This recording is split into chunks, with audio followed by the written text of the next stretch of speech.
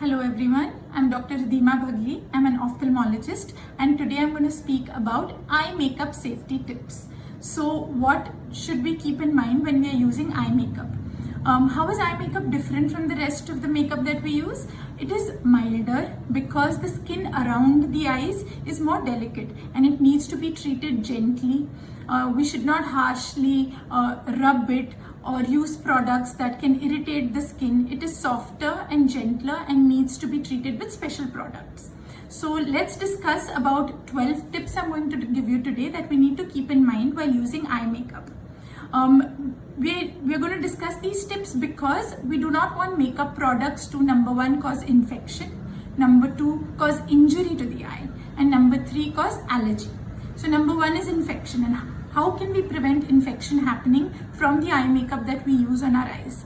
The first and most important is stop hoarding makeup. I mean, we feel like we've spent so much money and bought this makeup that we do not feel like discarding it even after the shelf life of the makeup is over. But you must remember that makeup is like a festering medium for bacteria, germs, fungi, especially liquid makeup or creamy makeup can fester these organisms over a powdery makeup. So like a loose powder or makeup that is based with foundations like eyeshadows can last longer. But liquid eyeliners, mascaras, concealers have a shorter shelf life, maximum up to 6 months. After that, you need to discard the makeup.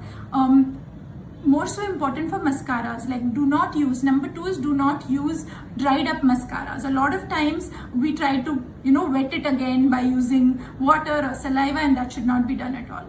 Okay, that is extremely important, that discard your makeup once it's dried out or it's past its shelf life to avoid infection to the eye. The third important thing is that eye makeup should be kept in a cool environment.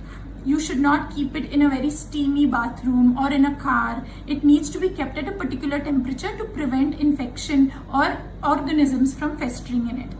Number four is do not mix and match. Like a lot of times we are tempted to use the lip stain as eyeshadow or use a lip liner as an eyeliner, and that should not happen because then we are transmitting organisms from our mouth to our eye, and that should definitely be avoided. Another important, number five, is avoid kohl liners or kajal products, especially for young children, because kohl has an enormous amount of lead. And when, especially in our culture, it is thought that kajal or kohl has a cooling effect on our eyes because a lot of the products have camphor, and this should definitely be avoided, especially in young children. The number 6 point to prevent infection is do not share your eye makeup with even your friends or family, because your products have microorganisms from your body, and it's an easy medium for transfer. This is also important when we are trying testers or samplers in malls. Do not use products that can transmit infection from one customer to the next.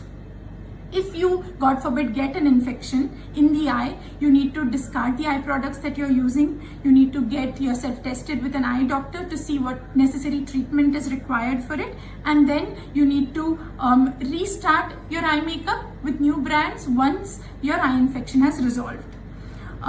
Number 7, that to prevent injury, I would say this is important, that do not, like a mascara or an eyeliner can easily cause a corneal abrasion or injury if you're like putting the product in a moving car or a bus or a train, and that should definitely be avoided.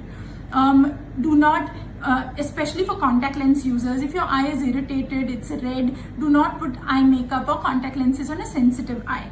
If you've developed an allergy or you're prone to have sensitive skin or eyes, try to go in for hypoallergenic brands, like more natural organic brands. Like look for, there are allergens like nickel, iron oxide, the perfumes or the preservative agents in makeup can cause allergic reactions, particular to those who are sensitive, and you need to look and read labels before trying these brands.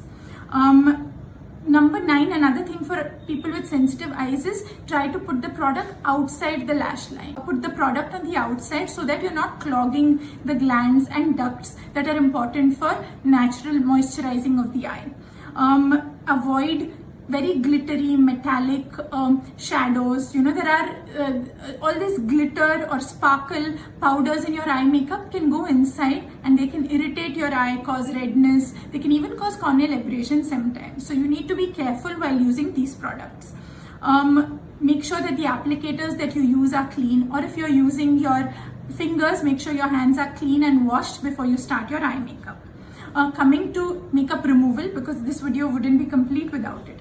The thing is that eye makeup removers are slightly different than your general makeup removers or cleansers, and that is because the waterproof mascaras that you use or the long lasting eyeliners that you use are not as easy to get off. So make sure that you're not scrubbing or using any scrubs, or just using water and soap to remove this stuck mascara on your lashes and not pulling out your lashes. Use products. So these are mild, gentle cleansers with one swipe. You can use a good branded one, or you can just use Vaseline or baby shampoo, but make sure that you remove your eye makeup gently at the end of the day to prevent your oil glands and tear glands ducts from being blocked.